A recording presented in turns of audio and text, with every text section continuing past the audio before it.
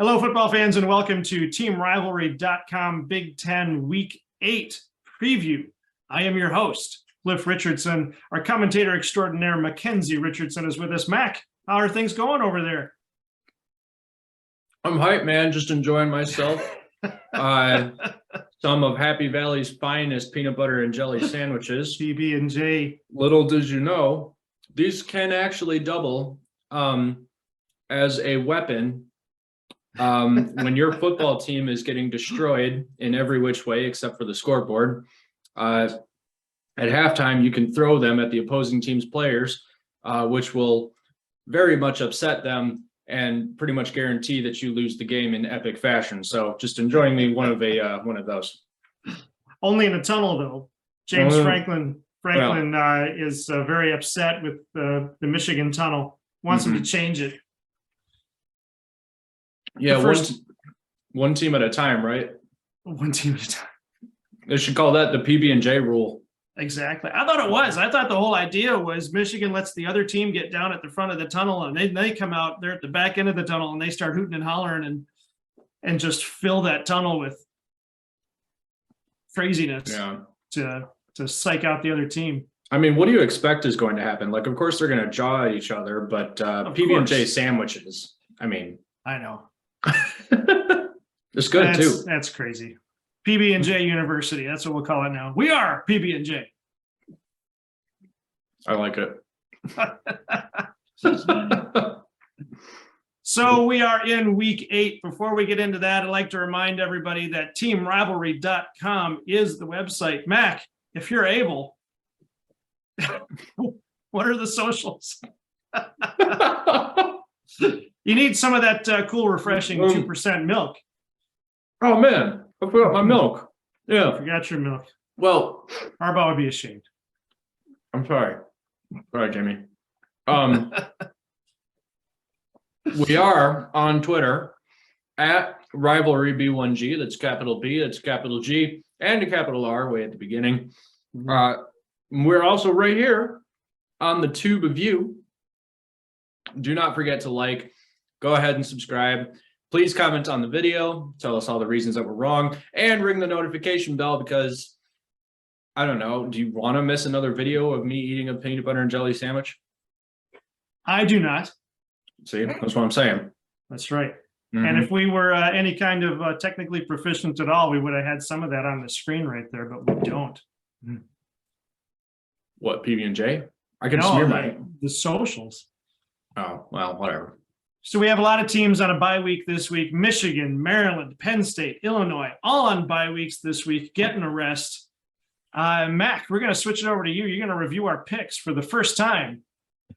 I am. And I have to figure out how to show that because I wanted to show that. Exit full screen. Let me just show you everything. Try plugging in your computer. I'd have to turn it on first. Uh-oh. Oh, now I've got bread stuck all over my teeth. I'm going to go a whole hour talking football with peanut butter stuck under my tongue and all that. Ugh. All right, keep doing that. You got it. Oh, new share. Let's see. Oop, what happened? Okay, here we go. Oh, I think I did it. Can you see that? Yes, nice job. Excellent. Alrighty. This is our spreadsheet, and welcome to it. Good day, eh? Good day. I wonder how many people are going to get that joke. This is our call sheet, right? So these are the games that we called last week. There were only 5 Big Ten games being played last week. So we'll start off with Minnesota and Illinois.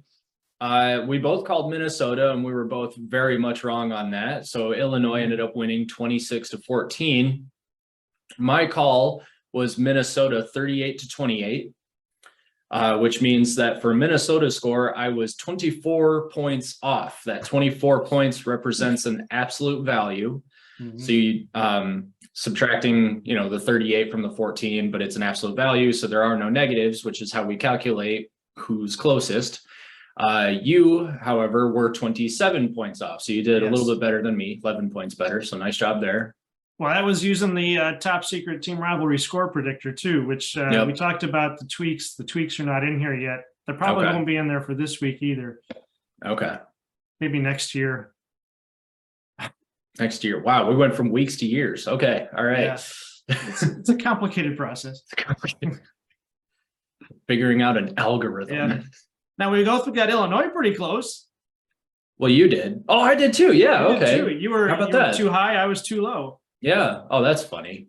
Yeah. All right. So Illinois played to expectations, but this is kind of what we were talking about last week too, is that Minnesota is really not, or is really just all over the place. Like, I don't know what happened to their offense. They're just not playing well. Right. But yeah, so anyway, Penn State and Michigan, we were at that game. It was awesome. Yes. We both thought it was going to be, well, never mind. I thought it was going to be a lot closer than it actually was. No, I did too. Again, that's the score predictor. I thought it was going to be a lot closer. Right. Okay. Sorry. To me, you and the score predictor are one and the same. I keep forgetting Well, that yeah, you're different. They're not. it is crafted in my image. So Yep. So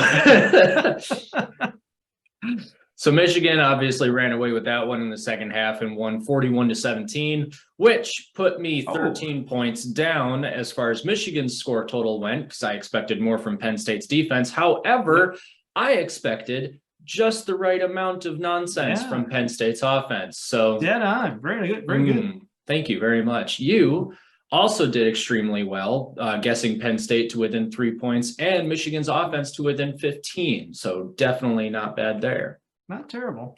No, not at all. Maryland and Indiana, we both guessed the correct winner of this one as well. However, we underestimated Indiana's offense, or maybe we overestimated Maryland's defense. It really could go either way. I was 7 points off on my Maryland prediction and 16 points off on Indiana. You were also 7 points off your Maryland prediction, but 21 points off of the Indiana prediction. Now, okay, so that's interesting. Again, you're 7 low, I'm 7 high. That's interesting from my perspective as far as the algorithm goes. I wonder with the somehow or another my algorithm it errs on the high side. It looks like I'm too high most of the time. I think that's kind of going along with what we were talking about walking to the game on Saturday. Like I think the algorithm needs to take into account like fourth quarter drop-offs. Yeah. And players getting tired and stuff. Right. So I think once we factor that in, the algorithm is probably going to be like almost dead on at that point. Should be really close, but yeah, you're right, because it's going to be looking at the stats, assuming that the stats remain constant through the game, which they don't. Right. So, yeah. Yes, indeed. Next one, Wisconsin MSU. Definitely a bit of a surprise here. This one went to, I believe, double overtime, with MSU pulling out the victory for MSU. I guess. Good job, guys. We both thought, however, that Wisconsin was going to win. Interestingly enough, even though we picked the wrong team to win, we were actually both very close on this game. In fact, I believe, oh no, I called the Michigan-Penn State game closer. This was, however, your closest game. Yeah. So how much was I off? I was 6 points off on Wisconsin, but 10 points off on MSU, which killed me. You, however, were almost dead on within a touchdown and a field goal of both teams. So yeah, and that game too, obviously we're Michigan fans. I'm not trying to pick on MSU here, but that game seemed like kind of a comedy of errors. It was like whoever made the last mistake was going to lose. Yeah. And that's basically what happened. Wisconsin blew that overtime. I think they didn't score on their last overtime, right? Because they fumbled. Right. Yeah. So, and then all Michigan State had to do was score. Yeah. I mean, a field goal would have done it on an overtime, and that's not terribly difficult. It would, anyway, that game seemed like, it just seemed like they kept making mistakes, and whoever made the mistake last was going to lose. Yeah. Yeah. And sometimes that's just what it comes down to. Yeah. So then Nebraska and Purdue, I believe we both had Purdue here as well. We did.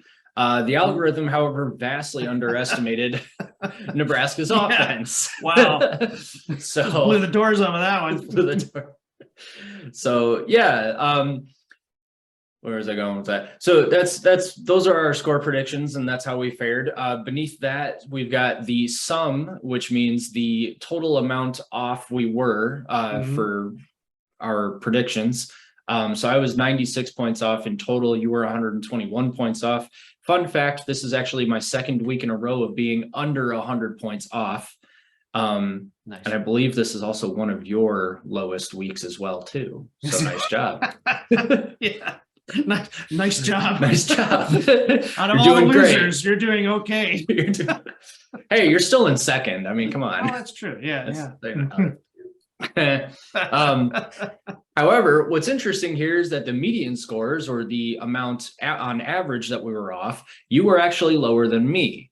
So that's kind of interesting. I'm not really sure what to think about that, but Well, I think mathematically that just means my scores were closer to each other. But that doesn't mean they were closer to accurate. It means within their own context, they were closer to each other. Oh, yeah, because that's the average of how off you were from the offset to your own prediction. Yeah, Got it. Not necessarily the offset to the actual. right. Okay. I think if I understand this correctly, yeah. That might actually be wrong then. We might need to change the math on that. All right. Oh, we need to put in the column for wins too, just game wins. Oh, yeah. Yeah, we'll figure that out. Yeah. But anyway, if you go all the way over to the tab on the right with the overall scores. Yep, overall This scoreboard. Yep. You can see that we have been doing this every single week. And obviously the higher scores at the beginning of the year are because there were a whole bunch of non-conference games that we have to take into account. My absolute worst week was week 3 at 277. Your absolute worst week was week 4 at 307. Oh man. And then and that's when Big Ten play started. So you don't even have the excuse of that. I'm sorry, I'm being mean. But anyway. Well, and if I remember correctly, these first 3 weeks were my guesses, like just pulling a rabbit out of a hat. This is when I started on week 4 was when I started using the algorithm. And you can see, I was telling you, the more data we get, the tighter it gets. Yes, that's true. So that's going down. So I'm assuming these scores for the next 4 weeks are going to be closer and closer. Yeah, that'll be interesting to see. Yeah. Huh. But as far as mine go, so I've obviously never had an over 300 game. If only we were bowling. But I have had 2 weeks in a row under 100, and those were my 2 best weeks. So there you go. Excellent. And who is in the lead overall? Me. Probably you. Oh yeah, you. Yeah. So I'm in the lead by about 300 points. Yeah, I'm almost 300 there. Yeah. Yeah. Excellent. And fun fact, whoever wins this, whoever loses this has to buy the other one.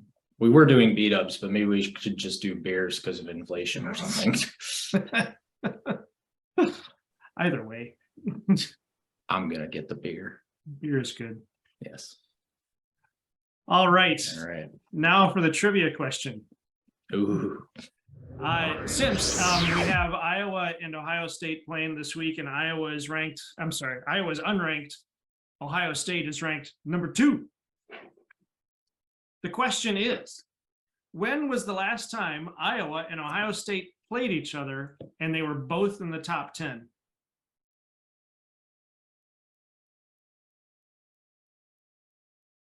$2004? Oh, very, very close. 2003. Ah, shoot. Yeah. So okay. Iowa was ranked number 9. Ohio State was ranked 8. The game ended 19-10 Ohio State. Wow. Now I got a follow-up question for you. All right. This one you got to go much deeper. When is the last time they played when they were both in the top 5? Way before my time, I'm guessing. Yes, and mine too. And yours too. Oh man, that's ancient history. I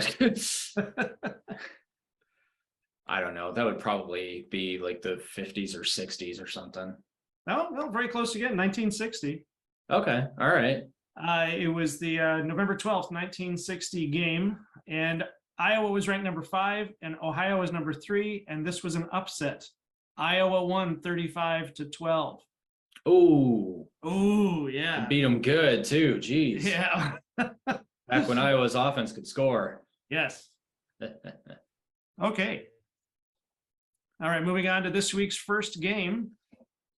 We have 2 more stellar teams.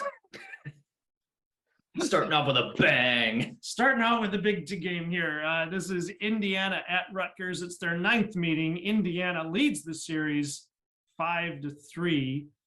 Currently, Indiana sits at a big 3-4 in the conference overall, and Rutgers is 3-3 overall, 0-3 in the Big Ten.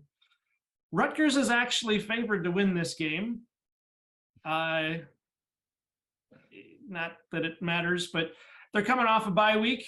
Even though they're ranked lower than Indiana in the ESPN rankings, they are favored to win by 3.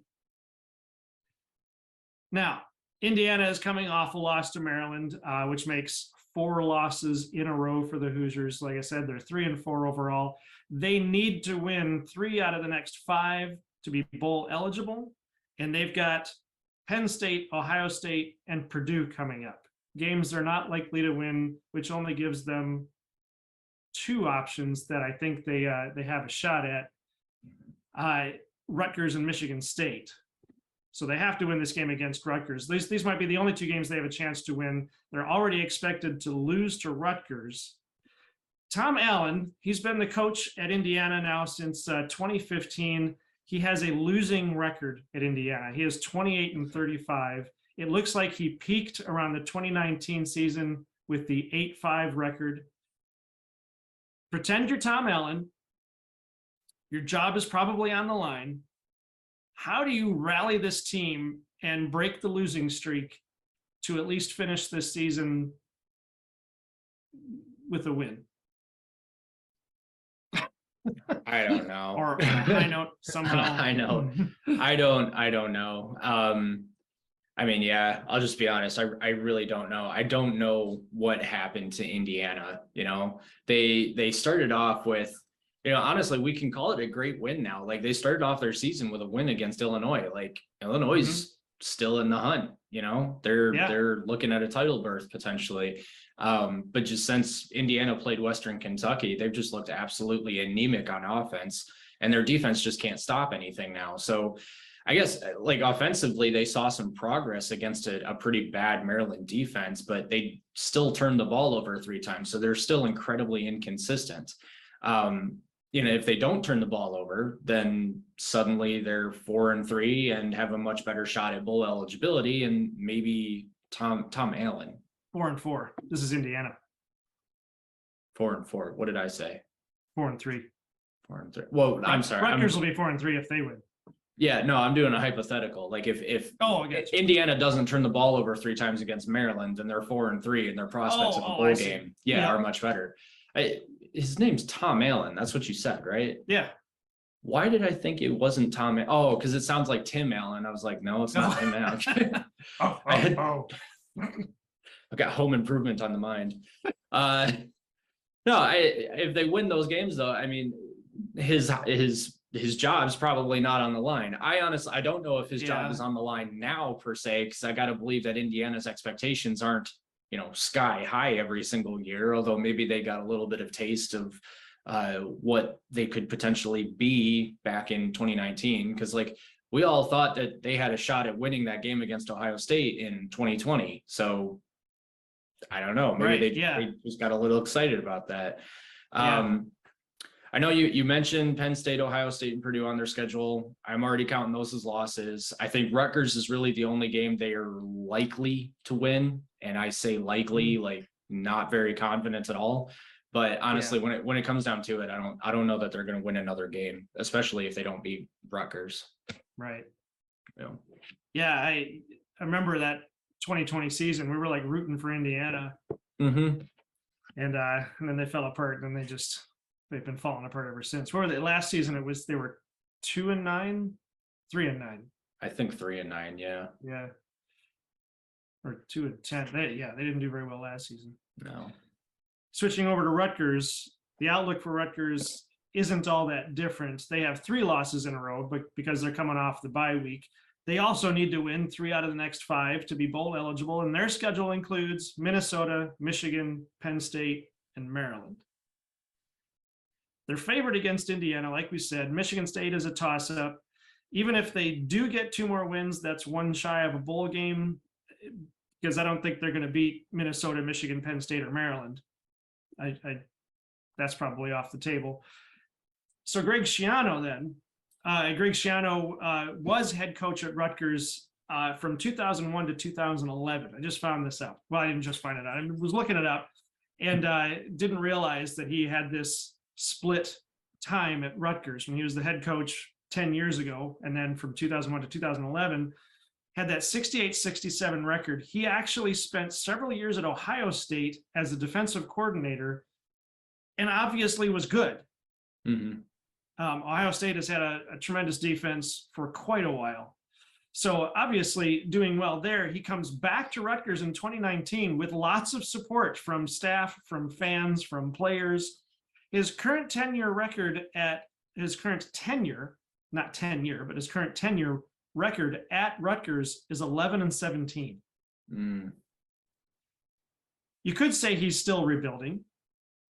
He's coming into, this would be 19, 20, 21, 22. So this is his 4th year. So next year for sure, he's playing all his recruits.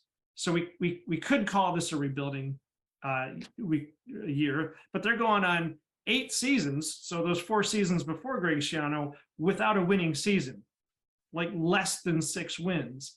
If Rutgers wins, I think it's a death blow to Indiana, like we were talking about. Probably Tom Allen's career. I wouldn't doubt that he's on the hot seat if Tom Allen is on the hot seat if Indiana loses. If they don't win, if Rutgers doesn't win, I'm starting to wonder if Greg Schiano's career now is going to be on the line. Do you think Rutgers can win this game and save Greg Schiano? So I knew Greg Schiano was the coach at Rutgers before, but I didn't know the time. So he was coach of Rutgers 2 years before they entered the Big Ten, I think. Yeah. Yeah. So he never 11, 12, 13. Yeah. Did they join in 13? 13 or 14. Okay. I want to say. So so that kind of blows for him then, doesn't it? Because I believe Rutgers was in the American Athletic Conference before then. I might be wrong. Mm-hmm. Might want to look that up. But either way, it wasn't the Big Ten. So he kind of gets a raw deal there, being the I don't know, sort of prodigal son figure that comes, or I don't know, maybe a savior complex probably, where he once brought Rutgers a whole bunch of glory, and it actually sounds like he was barely 500. Yeah. But now he comes back and Rutgers is in a conference that is leaps and bounds better than where they were. And he's got to figure out a way to get Rutgers better than them. Like, that really kind of sucks for him. Yeah. But I mean, that being said, I still don't necessarily think his job is on the line. I think Rutgers is pretty self-aware of where they are in the Big Ten and the national landscape. I think if Rutgers is successful at all under Schiano, it's not going to be for another couple of years when, Schiano is able to get all of the pieces that he needs to compete for bowl games. I mean, they're probably going to be better next year than they are this year, but this is definitely a long-term build situation. And I honestly think that Rutgers' ceiling is, at least as long as they're in the Big Ten, barring any sort of huge culture-wide turnaround in the Rutgers program that leads to some insane recruiting wins, their ceiling is probably 7-8 wins a year max with a decent bowl game. And then the rest of this particular season, I mean, it looks super bleak for them. So they need 3 wins just to get bowl eligible, but I only see one where I like them in. Maryland and Minnesota could have been interesting, but those are both road games, so likely losses there. Yeah. Michigan and Penn State those are out of the question for Rutgers. Michigan State is a toss-up depending on how things go.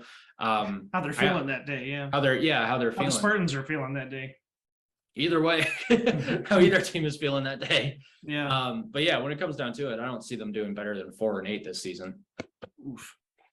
And you hate to see it, because I think you could almost put Rutgers in that same position that we would say like Michigan would be, or maybe UCLA fans, that you've got this history at Rutgers, the birthplace of football. I mean, they basically invented the game and taught everybody else how to play it, and now everybody is schooling them.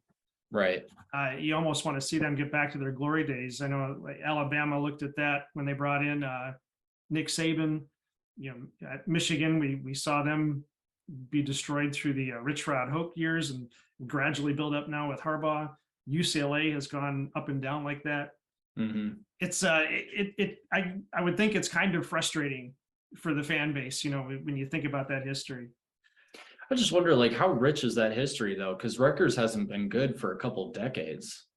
Maybe like it's been a while, but I mean, they go even. back to what, like 1869 was their first year. I mean, that's 20 years. Wait, 79, 80, almost 20 years. No, I'm sorry, 10 years before Michigan even got started. So yeah. So they were in the American Athletic Conference for 2013. And that's it. Prior to that, they were Big East. They were Big East from 91 to 2012. The Big East got renamed to the American Athletic Conference.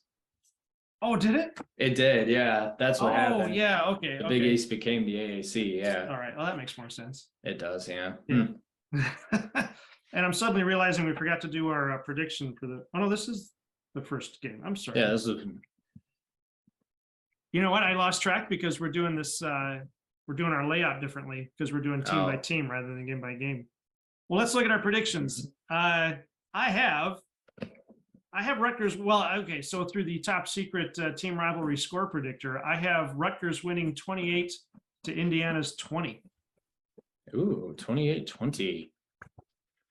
All right. So for whatever reason, I wrote my prediction on 2 sticky notes. And here's why. I wrote it too big. You wrote it too big. Yeah. The angry chivalry people. I'm not writing this as we go. All right. 35-24. Nice. 35-24, 28-20. Yeah, all right. The angry chivalry people. That's what I got for you, Rutgers. I'm sorry. All right, I think we got one more here before we run out of Zoom time, apparently. Oh. Oops. This is it's been a great. Okay.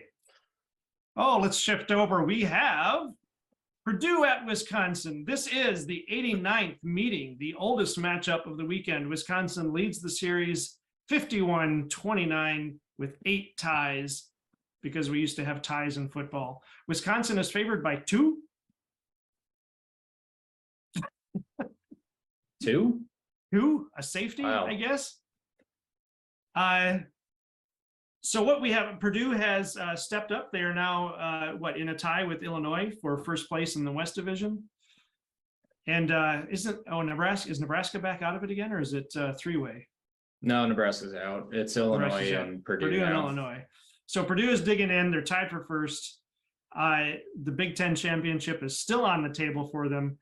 Unfortunately, by some miracle of the stat, Wisconsin is favored in this game. I don't think they should be. The ESPN power ranking actually has Purdue ahead of Wisconsin, though, but they're still favoring Wisconsin, which I don't understand. Purdue has won 4 in a row. Northwestern is literally Wisconsin's biggest win right now. It'll probably be a tight game because as we saw Wisconsin against Michigan State last week, they're still fighting. Wisconsin, it's at Wisconsin. They have the home field advantage. But then again, Purdue has road wins against Minnesota and Maryland, and that's nothing to sneeze at. I think Purdue's going to win this game. I think was favoring Wisconsin is wrong, and Purdue wins. What do you think? Yeah, I also like Purdue in this game. But man, they've really got to work on that defense. So I've been watching them a little bit, and I mean, aside from that Minnesota game, I mean, Purdue has been letting some decent offenses score a lot of points on them. So they do have a high powered offense themselves. So they're staying in games. I mean, and they're winning games. Aiden O'Connell by himself already has almost 2,000 yards on the season. He's got 14 touchdowns as well. So they definitely seem to rely on their passing game, which is fine when it's working. But when it's not, they kind of fall apart.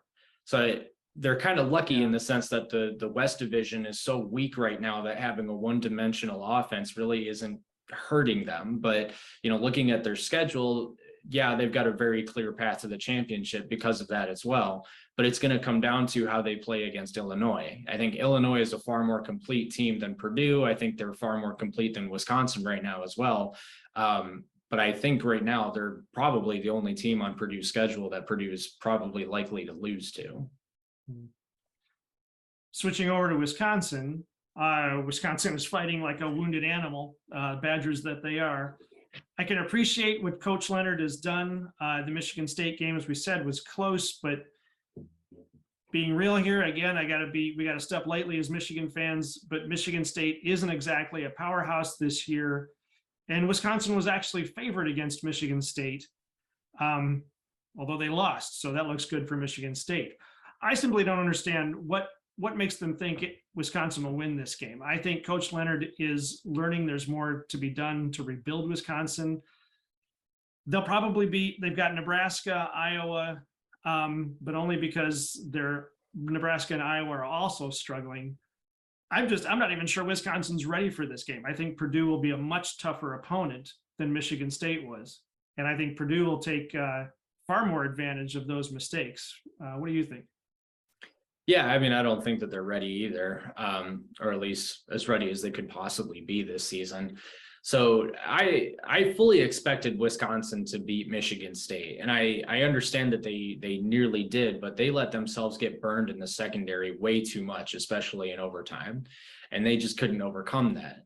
Plus, they fumbled the ball as well, which obviously helped seal their fate in that game. And those are two huge things that they've really got to clean up if they want any success whatsoever the rest of the season. But that being said, I don't like their chances in this game or pretty much any of the games remaining on their schedule, except for maybe Iowa, but that's not because of Wisconsin, that's because of Iowa. Yeah.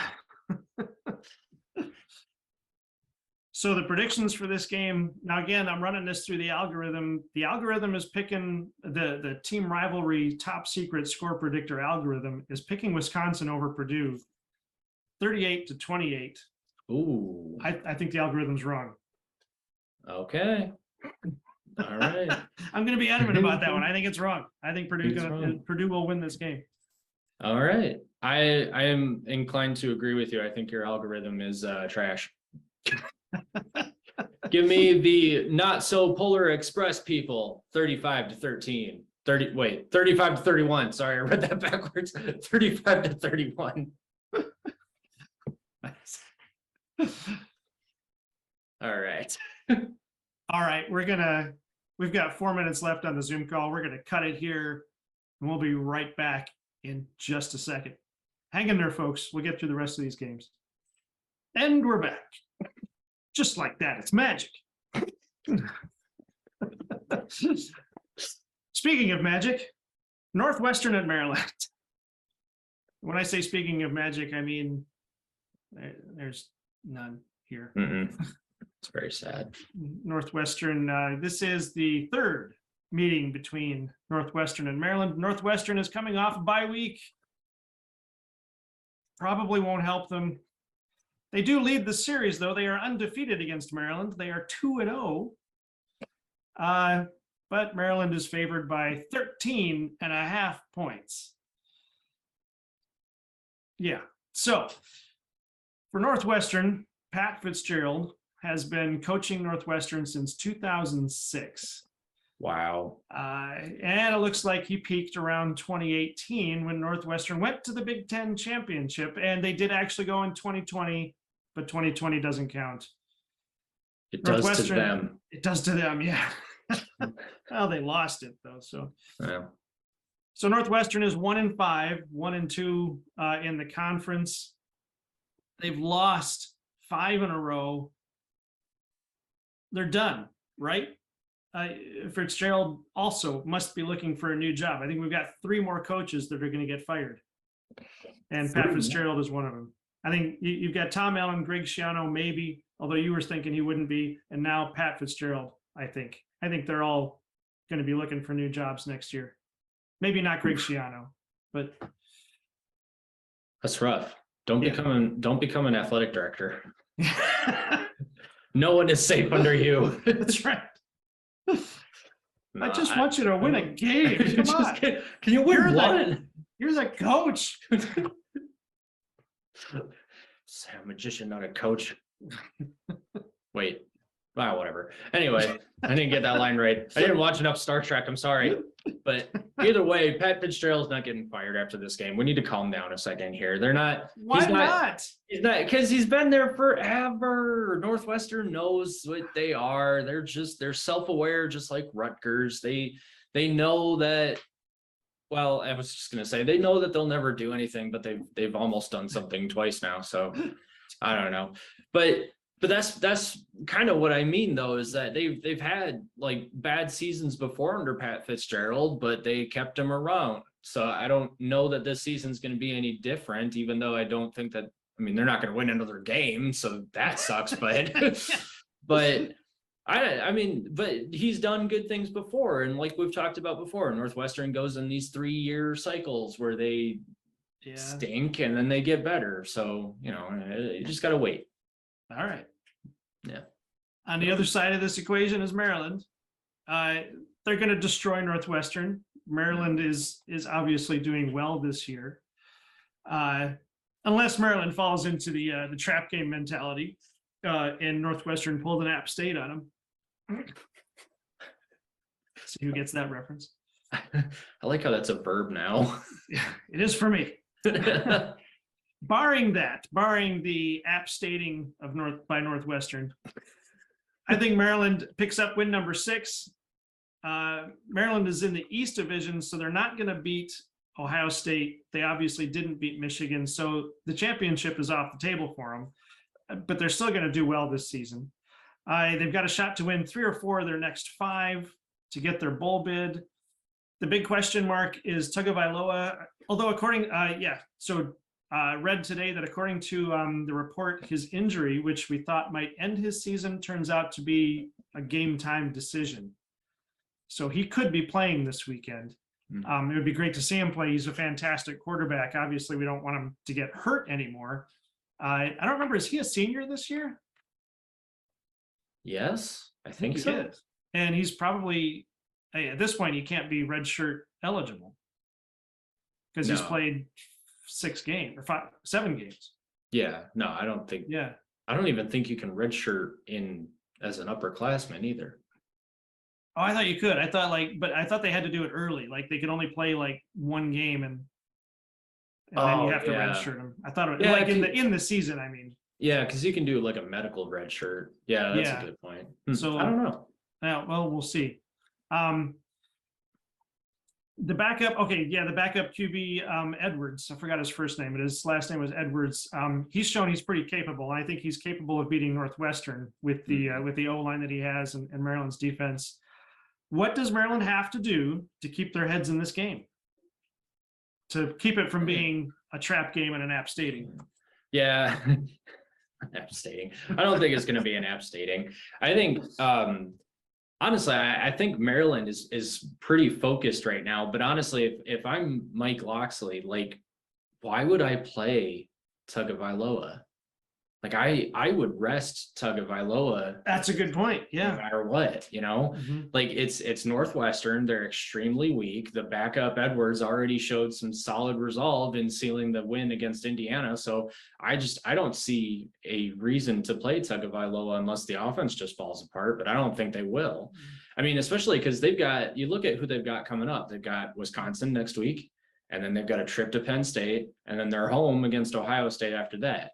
And if you have any expectation of winning those games at all, then you let your starting quarterback get some R&R this week, and then let him prepare for those stretch of games. But honestly, if I'm being realistic, even if he's healthy, I don't think that there are more than 2 wins on the schedule for the rest of the season, that being Northwestern and Rutgers. So All right, so they still finished, what, 7-5?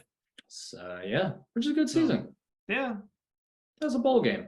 it's a bowl game, yeah. Yeah. Well, it's a good season because they're playing well and they're playing hard, Mhm. as opposed to, I don't know, like Iowa, I mean, Northwestern's just doing poorly, but compared to Iowa or Michigan State, where they've just fallen apart. And Mhm. I think Maryland, the games they lose, they only lose because the other team was that much better. Who did they lose to? Well, they lost to Michigan. Well, they lost to Michigan, but then their other loss was Purdue, right? Yep, Purdue. Was it So, Purdue? Yeah, so you got yeah. two good losses. okay. Yeah, those are two good losses. You're right. Yeah, and then if Penn State and Ohio State are the other two, Mhm. or well, then there would be one more. What was the other one? Penn State, Minnesota. Ohio State, and Wisconsin. Wisconsin? Yeah. No, they're not going to lose to Wisconsin. Who did I have them losing to? Was it Hold on a Minnesota? second here. Well, I just exited out of their schedule. Let me see here. They were playing. They've yeah, got so Northwestern. Oh, Wisconsin. Yeah, so they've got Wisconsin next Saturday after Yeah. Northwestern. So I think they'll beat Right. Northwestern, Wisconsin. Yeah, probably Penn State and Ohio State. No, and then they've got Rutgers to finish off the season. Okay, well, that'll So, be yeah, so interesting. they probably got 3 more wins. So they might go 8-4. I don't know. I mean, I understand. I mean, we already talked about Wisconsin, but I don't know. That'll be fun to talk about next week, though, if we disagree. All right.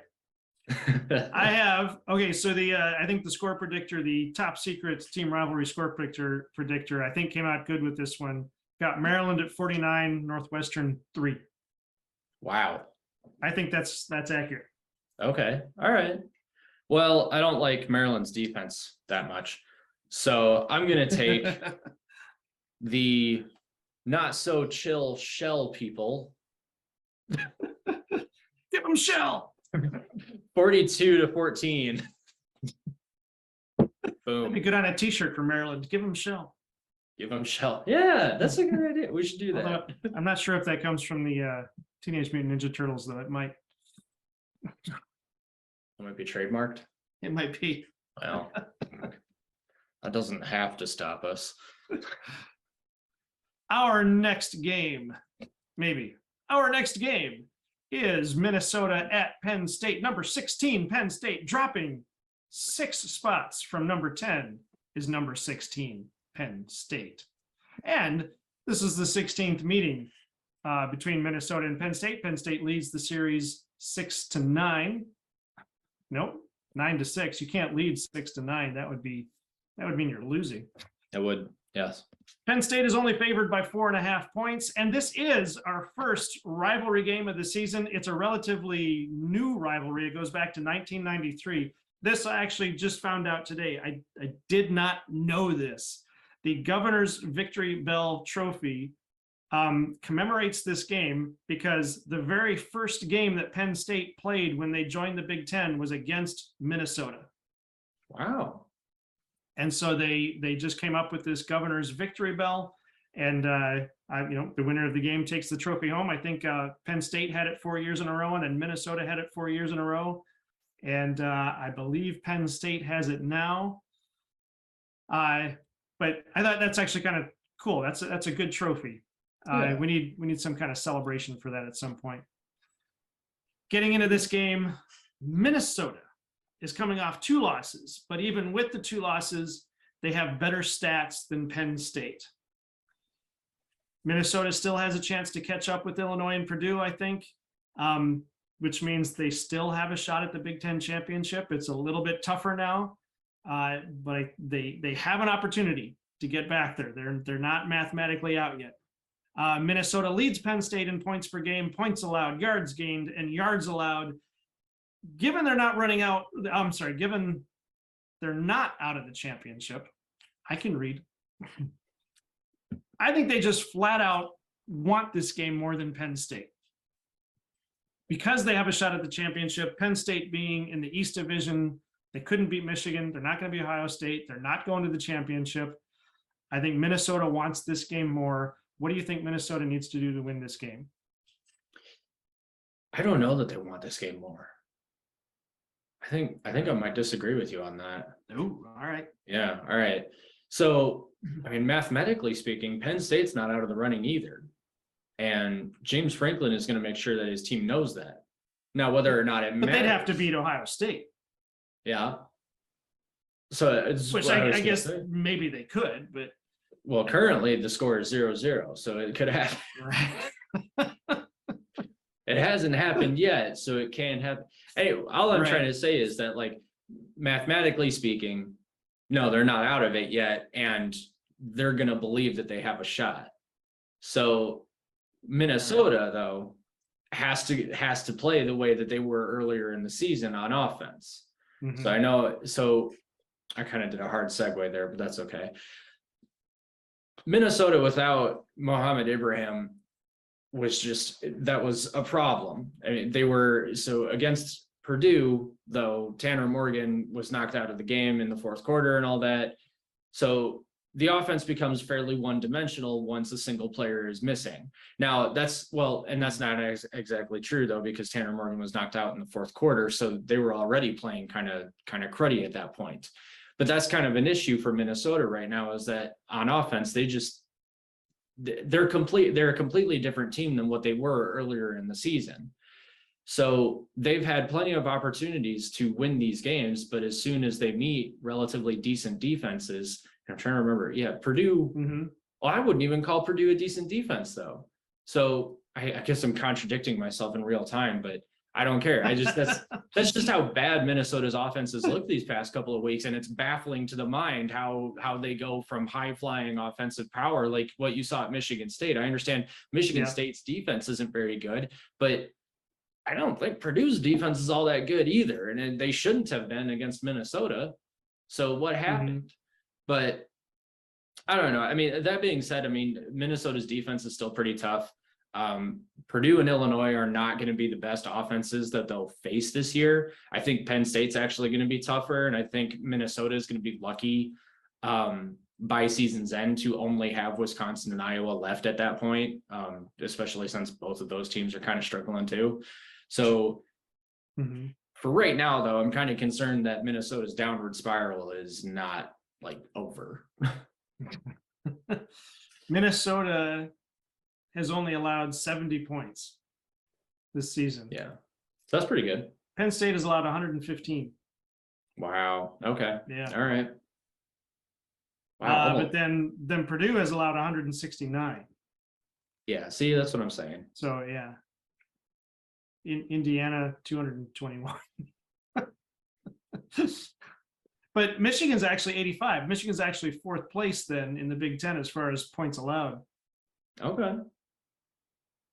Ohio State is fifth. Hmm.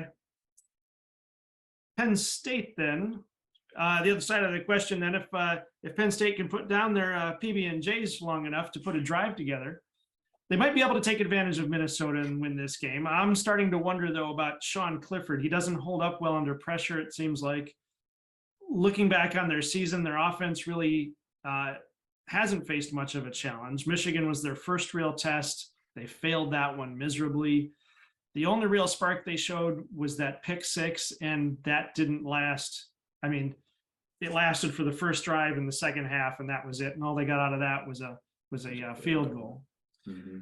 What does Penn State have to do then to win this game, recover from that loss against Michigan, and, well, like you said, have a shot at the Big Ten championship? Yeah, I mean, just kind of backtracking to the Michigan game. I mean, at no point did Penn State look particularly good, at least in terms of a sustainable and repeatable offense, or in any sort of manner of success on the field. So Michigan really dominated all four quarters, even if the scoreboard didn't necessarily reflect that at one point. Right. Penn State's really got to figure out what happened on defense to allow so many holes against Michigan's run game. So fortunately for them, Minnesota isn't exactly firing on all cylinders like we just talked about. But if they find some sort of spark in the run game, if the Gophers do, then they can absolutely be lethal. If they can't, then they're a one-dimensional offense, and maybe Penn State can take advantage of that. I feel like they probably could. That being said, Penn State's also got to figure out how to keep Sean Clifford safe in the pocket long enough for him to find his receivers. I mean, against Michigan, they only got 2 sacks, or they suffered 2 sacks against Michigan. But Clifford was under pressure pretty much the entire game. I don't think that there was a single down of football that Penn State played on offense where Clifford wasn't at some point trying to run for his life. Right. So, and that forced a ton of bad throws, and Penn State's offense went absolutely nowhere. So, I mean, if they can gather themselves, if they can kind of reset, I think that they can beat Minnesota, and I think that they can even win their last 4 games. But that Ohio State game is a big question mark. Yeah, definitely. Yeah. The team rivalry top secret score predictor is working against me again in this game. We've got number 16 Penn State scoring 41, Minnesota 24. Okay, I feel it. Yeah. So Minnesota or Penn State's offense is going to get it going. Yep. All right. Well, I like Minnesota's defense a little bit. I'm a little excited about them. I think that they'll get some pressure. But that being said, I think Penn State's still going to win. It's a home game for them, so I like their chances. That's why I am taking PBJU 28-10. Oh, we're gonna get a lot of mileage out of that one. Yes, we are. They're really caught in a jam with that one. Ooh. Hey. All right. Well, they just don't know what side of the bread's buttered on, I guess. Oh, Ooh. man. Oh. Bread toasted. I'm sorry. I was trying to think shots fired, but that didn't work. Our next game, the big game of the weekend, Iowa at Ohio State. Both of these teams are coming off of a bye week, so they're both rested up. They're going to have spectacular games. This is the 66th meeting between these two teams. So this one goes way back. It's an old matchup without a rivalry. Ohio State leads the series 47-15-3. That is 3-1, folks. Ohio State is favored by 29 points. Have to reread that. What? 29 points. This is not going to be a game. This is going to be a bloodbath. 29 points. Goodness gracious. Apparently the odds makers don't think a week off is going to help Iowa. It looks like Iowa is going to lose 3 in a row, getting the 1-2 punch from Michigan and Ohio State. Looking at the stats, Iowa is practically an FCS team compared to Ohio State. I think the best thing they can hope for is to come out of this game without any season-ending injuries. What are you expecting from this game from Iowa? Doom. Doom and gloom. Yeah, I'm not expecting anything from Iowa, at least definitely not on offense. Can you even remember like the last time a offense was this bad? Like you watched a team relatively regularly that had an offense this bad? I can't. No. I can't think of anything. I mean, like you pointed out, their first couple of games with their offense didn't even score. It was all defense, wasn't it? Yeah. They've been outscored by their own defense twice. That's just crazy. I mean, it should be that the defense scoring is an exception to the rule that hardly ever happens. Not in Iowa. I mean, not in Iowa. That's how they're coached. Little do you know, that's probably actually how they're coached. And this year is just an experimental year with like a scoring defense. I know how we can win. Like, let the defense score. That'll fake them all out. And then as soon as Spencer Petras is gone, they're like, okay, we can play offense again. Yeah. No offense, It's not buddy. working, Kirk. It's not working. No offense meant to Spencer Petras. We all know you're doing your best. You deserve better. Yeah, they've been outscored by their own defense twice this year. They actually have a scoring drive against Illinois in which they netted negative yards. They went backwards and still scored. Yep. So there's that. In any case, I mean, it was a field goal, but whatever. I think their defense will probably put up a fight for a little bit, though. I mean, CJ Stroud has a couple of interceptions on the year, and I could see Iowa's defense taking advantage of that. Maybe they get a pick six even, but I think that's the only way they score. I don't think the offense is going to do anything in this game, and I say that even with like some current concerns of Ohio State's defense too. Yeah, I mean Iowa is 3-3, so they're not laying down like Northwestern, but yeah. Still, there's just not much there. No. On the other side of the equation, we have the always dominant Ohio State. CJ Stroud is unstoppable. Ohio State is unstoppable. Ryan Day is unstoppable. As Ohio State steamrolls along, every team is trying to find their weakness. I don't know what it is. I have a clue as to what it might be, but I don't know. What have you found? I personally think it's their defense. I mean, if you can really call it a weakness, I just don't think that it's been like fully exploited yet. So I think their defense is yet to face like a truly high-powered offense just yet.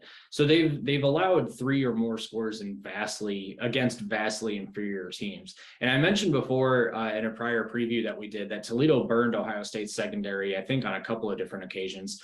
Yeah. And then Wisconsin was actually able to average, get this, Wisconsin was able to average 5.5 yards per carry.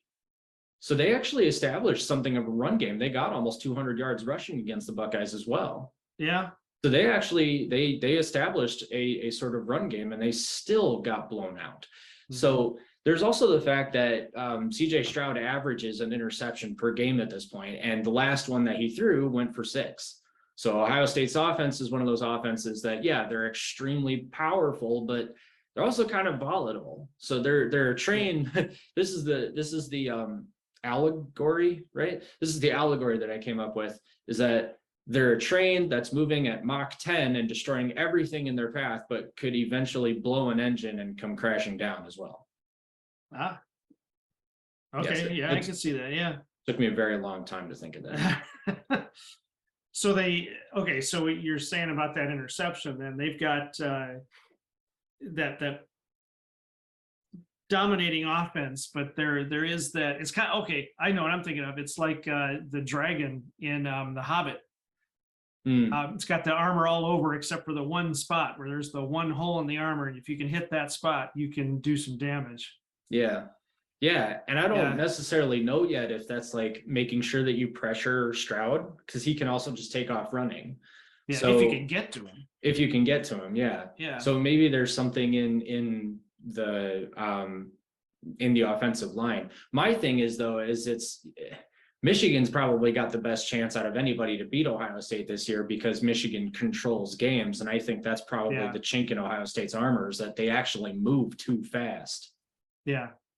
So. If you look at, so Ohio State's schedule now is Iowa, and then Penn State, Northwestern, Indiana, Maryland. I don't see them having any trouble with any of those teams. Penn State might slow them down a little bit. Maryland might slow them down a little bit. I didn't check the current FPI on it, but I think Michigan is the only one that even has a chance of thinking they can win. Yeah. I mean, it's kind of funny because you say, well, no, they're going to have an easy schedule going through November. But that's only because it's Ohio State. Yeah.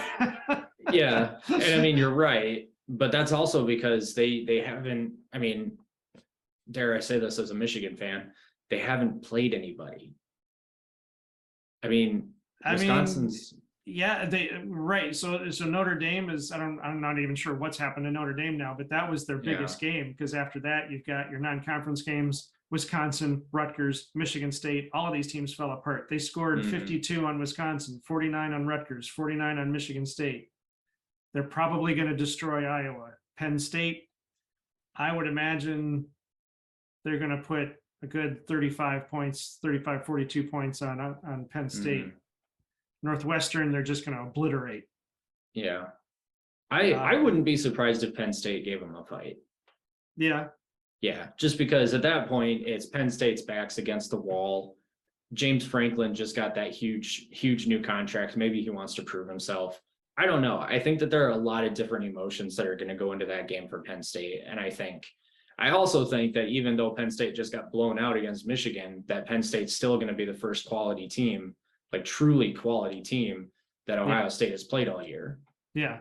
So, well, we saw against Michigan. Penn State held Michigan to the wall there for the first half. I agree. I think that the Michigan controlled, in retrospect, Michigan controlled 55 minutes of a 60-minute game. yeah. But nevertheless, going into the half, it was what, 17-14? 16-14 Michigan. 16-14. Yeah. So they kept it close through the first half. But then obviously they only got the field goal at the beginning of the second, and then it was all over. So yeah, I guess there's something to that then. Like, yeah, Penn State's red zone defense is pretty good. I know a lot of people want to say that Michigan's red zone offense is really bad right now. Maybe there's a little bit of that. Maybe it's also the fact that Penn State still, tried in the first half. Yeah. But once Michigan figured out something in the second half, the game was over. Right. So yeah, that's something that we have to remember is that, there are two teams on the field and one of them, even though they got blown out, was still pretty good. Yeah. And just because they got blown out doesn't mean that they're not good. It just means they had an extraordinarily bad half of football, or maybe that the other team is also really good. Who knows? Right. The Team Rivalry top secret score predictor has this one as a massive blowout. And I got to agree with it. Got Ohio State 60, Iowa 3. I think that's accurate. You think that's accurate? Yep. All righty. Well, yeah, you're probably right. I'm just going to toss this up here real quick. What do you got? I can't read it. You can't read it? No. Oh, there we go. Does that say 101? No. All right. So the joke didn't work. It's you know who, infinity to LOL. Oh. Infinity to LOL. Yeah, I'm just gonna maybe just toss that to the side. Yeah. Here's my actual call though. I'm taking Ohio State 42-3. All right. 42-3. Yeah. I think Iowa's defense will get one or two stops, but that's it. All right. That's it. And that is it for our Big Ten Week 8 preview. Don't forget to like, subscribe, ring the notification bell. Mac, any parting thoughts for our viewers? Peanut butter and jelly sandwiches are very much a part of a complete meal, and you should go make yourself one and also probably make another one to throw at someone else. Thank you, everybody, for hanging with us all the way through this video. Enjoy football this weekend. Mac, take us out. This is Team Rivalry.